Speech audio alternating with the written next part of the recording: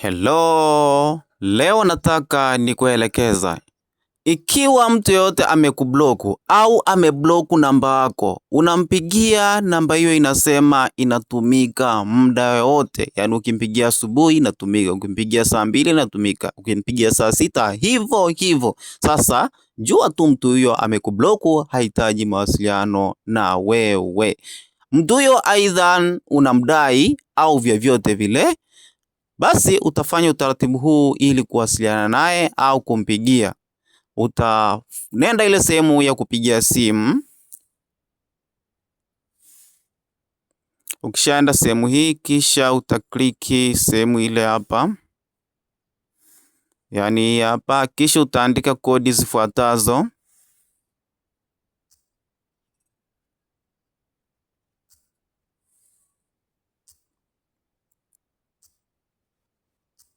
Hapo mbele itafuatiwa na namba yake, yaani namba ambaye amekubloku. Mfano kama mimi ndo naandika namba hapa.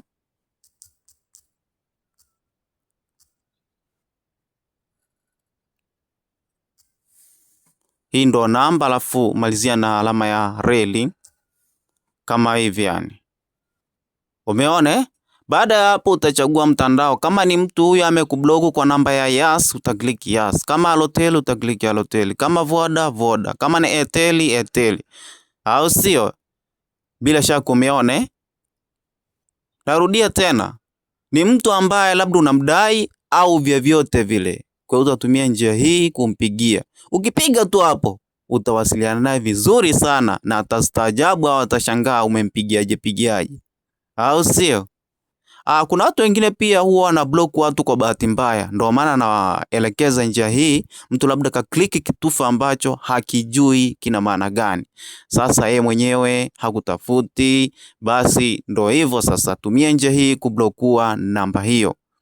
Aisee, bila shaka umeelimika na elimu hii ndogo ambaye nimekupa sasa hivi. Kitu cha muhimu zaidi, hebu sambaza video hii kwa watu wengine pia waweze kuelimika zaidi. Alafu kingine, like video hii. Muhimu zaidi, gusa neno subscribe ili usionapitwa na maujanja kama haya mtandaoni. Tutakutana kwa wakati mwingine.